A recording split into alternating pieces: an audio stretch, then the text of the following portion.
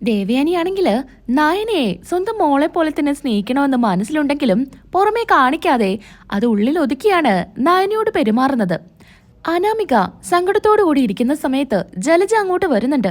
മോളെ, നിന്നെ സ്നേഹിക്കുന്ന നിന്റെ വല്യമ്മ ചെയ്ത കാര്യമൊക്കെ നീ കാണുന്നില്ലേ? ആ നയനയെ വിളിച്ചോണ്ടിങ്ങ് വന്നിരിക്കുക. ഇനിയിപ്പോ നിന്റെ സ്ഥാനം ഈ അനന്തപുരിക്ക് വെളിയിൽ തന്നെയാ. മോളെ സങ്കടപ്പെടുത്താനൊന്നുമല്ല ഞാൻ പറഞ്ഞത്, എന്നാലും പറഞ്ഞെന്നേ ഉള്ളൂ. അല്ലെങ്കിലേ ഇവിടെ എല്ലാവർക്കും അവളെ വല്ലാത്ത പ്രിയോ. അന്ന് തന്നെ മുത്തശ്ശനും മുത്തശ്ശിയും ഒരു ചെലം നിറയെ സ്വർണ്ണമായിട്ടല്ലേ അവളെ കാണാനായിട്ട് പോയത്. ഇനിയിപ്പോ വല്യമ്മ കൂടെ അവളെ സ്നേഹിക്കാൻ തുടങ്ങിയാല് ഈ സ്വത്തുക്കൾ മുഴുവനും ആദർശിന്റെയും നയനയുടെയും പേരില് അവരെഴുതി വെക്കും. പിന്നെ നിനക്കും അനിക്കും ഒന്നും ഉണ്ടാവില്ല. അനി പിന്നെ ഏട്ടനെയും ഏട്ടത്തെയും ആരാധിച്ച് നടക്കുകയല്ലേ. അപ്പൊ പിന്നെ അവനൊന്നും ചോദിക്കൂല. മോൾക്കാ നഷ്ടം. ഞങ്ങൾക്ക് പിന്നെ ഒന്നും തരാൻ പോകുന്നില്ല. എത്ര കാലായി എന്റെ മോൻ അവിടെ ജോലിക്കാരനായിട്ട് നിൽക്കുന്നു. ഇന്നേ വരെ അവനൊരു ബ്രാഞ്ച് ഏൽപ്പിച്ചിട്ടുണ്ടോ? മോളുടെ മുഖത്ത് നല്ല വിഷമമുണ്ട്, അതെനിക്ക് മനസ്സിലാവുന്നുണ്ട്. ഇനി മോൾ ഇങ്ങനെ വിട്ടുകൊടുത്താലേ അത് ശരിയാവില്ല കേട്ടോ. ഈ സമയത്ത് അങ്ങോട്ടേക്ക് ജാനകിയും വരുന്നുണ്ട്. എന്താ രണ്ടാളും സംസാരിക്കുന്നേ? എന്റെ ജാനകി, ഞാൻ ഏട്ടത്തിയുടെ സ്വഭാവമാറ്റത്തെ കുറിച്ചൊന്ന് മോളോട് പറഞ്ഞതാ. മോളാണെങ്കിൽ ആകെ വിഷമത്തിലാ. ഏട്ടത്തിക്ക് എപ്പോഴും അനാമിക മോളെന്ന് വെച്ച ജീവനല്ലേ. ഇപ്പൊ പിന്നെ പഴയ പോലത്തെ സ്നേഹമൊന്നും കാണിക്കുന്നില്ല. അതൊക്കെ ഓർത്ത് മോൾക്ക് എന്തോ വിഷമമുണ്ട്. മോൾ എന്തിനാ സങ്കടപ്പെടുന്നേ? ഏട്ടത്തിയുടെ മരുമകളെ സ്നേഹിക്കട്ടെ. ഞാനില്ല മോളെ സ്നേഹിക്കാൻ. എന്നാലും ഏട്ടത്തിയുടെ മാറ്റം അതെനിക്ക് ഇപ്പോഴങ്ങ് ഉൾക്കൊള്ളാൻ പറ്റുന്നില്ല. എന്തായിരിക്കും എന്നാ ഞാനിപ്പോ ആലോചിക്കുന്നേ. പതിയെ പതിയെ അവളെ ഇങ്ങനെ ഓരോ കാര്യത്തിലും സ്നേഹിച്ചോണ്ടിരിക്കുക. ഉള്ളിലെന്തൊക്കെയോ മറച്ചു വെക്കുന്നുണ്ട് ഏട്ടത്തി. അമ്മേ, ആരൊക്കെ ഉണ്ടെന്ന് പറഞ്ഞാലും വല്യമ്മയുടെ സ്നേഹം ഇനി എനിക്ക് കിട്ടില്ലല്ലോ. അതാലോചിക്കുമ്പോഴാ എനിക്ക് സങ്കടം. മോള് സങ്കടപ്പെടാതിരിക്കുക. മോളിങ്ങനെ സങ്കടപ്പെടും മാത്രം ഒന്നും ഉണ്ടായിട്ടില്ലല്ലോ. മോളെ എപ്പോഴും വല്യമ്മ സ്നേഹിക്കുന്നുണ്ട്. പണ്ടത്തെ പോലെയല്ല, അത്രയല്ലേ ഉള്ളൂ. എന്നാലും എനിക്ക് സഹിക്കാൻ പറ്റുന്നില്ല. ആ നന്ദു, അവൾ എന്നെ അടിച്ചു. അതൊക്കെ മറന്നിട്ടാ ഞാൻ ഇങ്ങോട്ട് വന്നത്. വല്യമ്മയെ ഓർത്തിട്ട് മാത്രം ഞാൻ ഇങ്ങോട്ട് കയറി വന്നേ. എന്റെ മോളിങ്ങനെ വിഷമിക്കല്ലേ. ഞാനല്ലേ പറയുന്നേ. എന്തായാലും വല്യമ്മ മോളെ ഇനിയും പഴയ പോലെ തന്നെ സ്നേഹിക്കും. നയനയുമായിട്ട് ഇനിയും പ്രശ്നങ്ങൾ ഉണ്ടാവും. അതിനായിട്ട് നമുക്കോരോ വഴികളൊക്കെ ഉണ്ടാക്കാം എന്ന് ജലജ പറയുന്നുണ്ട്. വേണ്ട അപ്പച്ചി, അപ്പച്ചിയുടെ വാക്കിനൊന്നും എനിക്കിപ്പോൾ ഒരു വിലയുമില്ല. അവളിങ്ങോട്ട് വരില്ലെന്ന് തന്നെയാ ഞാൻ കരുതിയത്. എന്നിട്ടും അവളെ ഇങ്ങോട്ട് കൊണ്ടുവന്നില്ലേ? അവളുടെ അഹങ്കാരം. ആ നവ്യ എന്തൊക്കെയാ എൻ്റെ അടുത്ത് പറഞ്ഞത് അതൊക്കെ നിങ്ങൾ കേട്ടതല്ലേ. എന്നിട്ടും ഞാൻ ഇവിടെ നിൽക്കുന്നത് എന്തിനാന്നാ ഞാൻ ആലോചിക്കുന്നേ. എനിക്ക് പോലും എന്നോടൊരു സ്നേഹമില്ല. മോൾ അങ്ങനെയൊന്നും പറയല്ലേ. ഇനി മോളുടെ വീട്ടിൽ പോയി നിൽക്കരുത്. ഇനി പോയി നിന്നാല് അവിടെ തോൽക്കുന്നതേ മോളാ. ഇവിടെ നവ്യയും നയനയും ആയിരിക്കും ഭരിക്കുക. മോളാണ് ഇവിടുത്തെ യഥാർത്ഥ മരുമകള്. അതുകൊണ്ട് മോൾ എങ്ങോട്ടും പോവരുത്. ഇതൊക്കെ പറഞ്ഞ് അനാമികയെ സമാധാനിപ്പിക്കുന്നുണ്ട്. എന്നാ ജാനകിയുടെ മനസ്സില് എങ്ങനെയെങ്കിലും അനാമികയെ ഇളക്കി വിട്ട് ഈ വീട്ടിൽ എന്തെങ്കിലും പ്രശ്നം ഉണ്ടാക്കണം, സ്വത്തുക്കളെല്ലാം ഭാഗം വെക്കണം എന്നായിരിക്കും.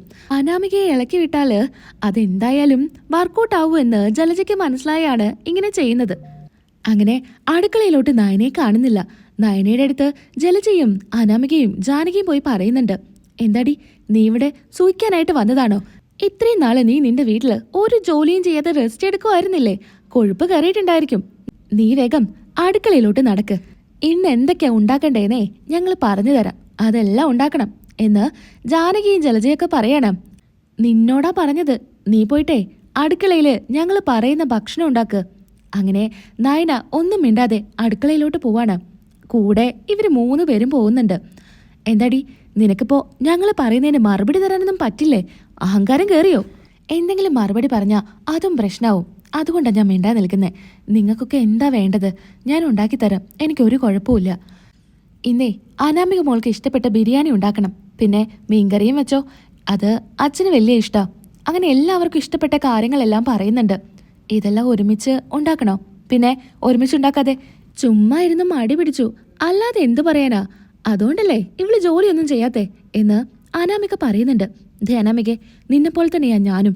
നീയും ഈ വീട്ടിലെ മരുമകളാ, ഞാനും ഈ വീട്ടിലെ മരുമകളാ. നിനക്കും എന്തെങ്കിലുമൊക്കെ സഹായിക്കാം. ഞാൻ മാത്രമല്ലല്ലോ ഇവിടെ ഉള്ളത്. ഞാനില്ലാത്തപ്പോൾ നിങ്ങളെല്ലാം അടുക്കളയിൽ കയറിയിരുന്നത്. അപ്പൊ പിന്നെ നിങ്ങൾക്ക് എന്തെങ്കിലുമൊക്കെ ഉണ്ടാക്കാൻ സഹായിച്ചൂടെ? ഞാൻ മാത്രം കഷ്ടപ്പെടണോ? ഓ, അവളുടെ ഒരു അഹങ്കാരം കണ്ടില്ലേ? വല്യമ്മ നിന്റെ സൈഡിലായ കാരണമായിരിക്കും നീ ഇങ്ങനെയൊക്കെ പറയുന്നേ.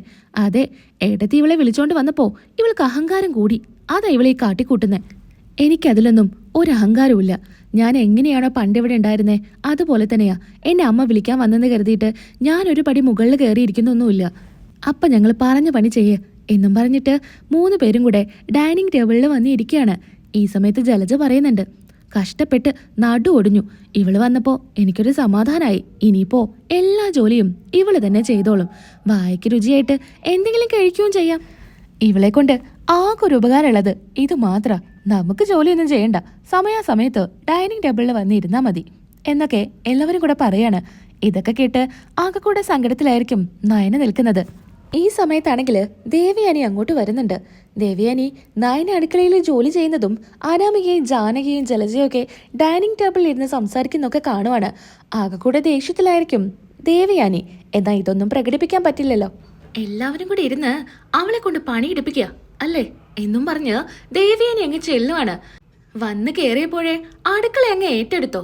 ഇനി അടുക്കള ഭരണം നീ തന്നെ ആയിരിക്കും അല്ലേ എന്ന് നയനയോട് ചോദിക്കുകയാണ്. അത് പിന്നെ അമ്മേ, ഇവര് പറഞ്ഞപ്പോ ഞാൻ അടുക്കള കയറിയതാ. എന്നാലേ ഇനി തൊട്ട് നീ അടുക്കള കയറണ്ട. നീ വെച്ചൊന്നും ഞാൻ കഴിക്കില്ല.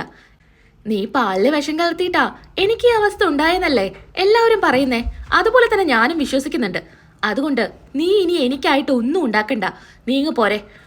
ഇത് കേട്ട് അനാമികയ്ക്ക് ഒരുപാട് അങ്ങ് ഇഷ്ടപ്പെടുന്നുണ്ട്. അത് തന്നെ വല്യമ്മയെ കൊല്ലാൻ നോക്കിയതേ ഇവള് തന്നെയാ. എന്നിട്ട് എന്തിനാ വല്യമ്മ അവളെ ഇങ്ങോട്ട് കൊണ്ടുവന്നേ? മോളെ, കൊണ്ടുവരേണ്ട ആവശ്യം വന്നില്ലേ? അതുകൊണ്ടല്ലേ ഞാൻ അങ്ങനെയൊക്കെ ചെയ്തത്. ഇവിടെയുള്ളവർക്കൊക്കെ ഇവളെ കണ്ടില്ലെങ്കിൽ ഉറക്കം വരാത്ത അവസ്ഥയാ. അതുകൊണ്ടാ ഞാൻ അങ്ങനെയൊക്കെ ചെയ്ത് എന്ന് കരുതിയിട്ട് എല്ലാം നീ അങ്ങ് ഏറ്റെടുക്കണ്ട. നിനക്കിവിടെ ഒരു സ്വാതന്ത്ര്യവും ഇല്ല. അനാമികെ, ഇന്ന് തൊട്ടേ നീ തന്നെ അടുക്കള കയറിയാൽ മതി. നിന്റെ കൂടെ ജാനകിയും ജലജയും ഒക്കെ ഉണ്ടാവും സഹായത്തിന്. നീ ഉണ്ടാക്കിയ ഭക്ഷണേ ഇനി ഞാൻ കഴിക്കുന്നുള്ളൂ. ഇവളിനി അടുക്കള കയറണ്ട. ഇത്രയും നാള് ഞാൻ തന്നെ അല്ലമ്മേ ഇവിടെ എല്ലാവർക്കും ഉള്ള ഭക്ഷണം തയ്യാറാക്കിയത്. ഇന്ന് തൊട്ടേ അങ്ങനെ വേണ്ട. കുറച്ചു നാളത്തേക്ക് ഇവള് തന്നെ ഉണ്ടാക്കിക്കോളും. നീ ഇനി അടുക്കള കയറി അങ്ങനെ അങ്ങ് ബുദ്ധിമുട്ടണ്ട. നിന്റെ കാര്യം നോക്കി റൂമിൽ തന്നെ ഇരുന്നാ മതി. അനാമികെ, മോൾ എന്തെങ്കിലും പോയി ഉണ്ടാക്ക്.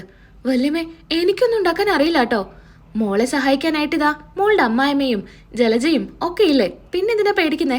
ഇങ്ങനെയൊക്കെ തന്നെയല്ലേ മോളെ പഠിക്കുക. ഇവളുടെ വിചാരമുണ്ട് ഇവൾക്ക് മാത്രമേ നല്ല രുചിയുള്ള ഭക്ഷണം തയ്യാറാക്കാൻ പറ്റുമെന്ന്. മോളൊന്ന് കയറി നോക്ക്, പതിയെ പതിയെ എല്ലാം പഠിക്കും. ഇവളില്ലാത്തപ്പോ അടുക്കള കയറി പണിയൊക്കെ ചെയ്തേ എന്നെ നാടു ഒടിഞ്ഞിരിക്കുക. എന്താ ഏട്ടത്തി ഇങ്ങനെയൊക്കെ പറയുന്നേ? അവൾ എന്തെങ്കിലുമൊക്കെ ഉണ്ടാക്കിക്കോളും. ഏട്ടത്തി അത് കഴിച്ചാൽ മതി. ജലജെ, ഞാൻ പറഞ്ഞതെങ്കിൽ കേട്ടാ മതി. നീ എന്തായാലും ഇവളെ സഹായിക്കാനായിട്ടെ അടുക്കളയിലോട്ട് കയറ്. എന്താ നീ നോക്കി നിൽക്കുന്നേ? നിനക്ക് റൂമിലോട്ട് പൊക്കൂടെ എന്ന് നയനയോട് പറയുന്നുണ്ട്. നയന അങ്ങനെ അവിടെ നിന്ന് പോവാ. ദേവയാനിയും അവിടെ നിന്ന് പോകുന്നുണ്ട്. പിന്നീടായിട്ട് എന്തൊക്കെയോ സംശയങ്ങള് അനാമികയ്ക്ക് തോന്നുന്നുണ്ട്. അനാമിക ജലജയോടും ജാനകിയോടായിട്ട് പറയുന്നുണ്ട്, വല്യമ്മ ശരിക്കും നമ്മളോടുള്ള സ്നേഹം കൊണ്ടാണോ നമ്മളോട് ചെയ്യാൻ വേണ്ടി പറഞ്ഞേ? വല്യമ്മ നമുക്കിട്ട് പണി തന്ന പോലെയാ എനിക്ക് തോന്നുന്നേ. അതൊന്നുമല്ല മോളെ, ഏട്ടത്തിക്ക് അവളെ ഇഷ്ടമല്ലാന്ന് ഇപ്പൊ തന്നെ മനസ്സിലായില്ലേ? ഗതികേട് കൊണ്ട് ഇങ്ങോട്ട് കൊടുന്നതാ. അങ്ങനെ സമാധാനിച്ചാ മതി. എന്നാ ദേവയാനിയുടെ പെരുമാറ്റത്തില് അനാമികയ്ക്കും ജലജയ്ക്കും നല്ല സംശയം ഉണ്ടായിരിക്കും. ഇത്രയും വലിയ പണി ഒരിക്കലും അനാമിക പ്രതീക്ഷിച്ചു കാണില്ല. എന്നാ ദേവയാനി ഇങ്ങനെ ചിന്തിക്കുന്നുണ്ട്, നീ അങ്ങനെ എന്റെ മരുമകളെ കൊണ്ട് പണി എടുപ്പിക്കണ്ട. നിങ്ങളുടെ ആരുടെയും വേലക്കാരിയല്ല എന്റെ മരുമകള്. വേണമെങ്കില് അടുക്കള കയറി എന്തെങ്കിലുമൊക്കെ ഉണ്ടാക്കട്ടെ. അവൾക്കിനി ഒരുപാട് നാളത്തേക്ക് റെസ്റ്റ് തന്നെയാ. ഇവിടെ ഇനി ഒരു പണിയെടുക്കാനും ഞാൻ അവളെ കൊണ്ട് സമ്മതിക്കില്ല. എനിക്ക് ലിവർ തന്നാ ഞാൻ ദൈവത്തിന് തുല്യം കാണുന്നവളാ. അവളെ കൊണ്ട് ഞാൻ ഒരു പണിയും ചെയ്യിക്കില്ല എന്ന് ദേവയാനി പറയാ.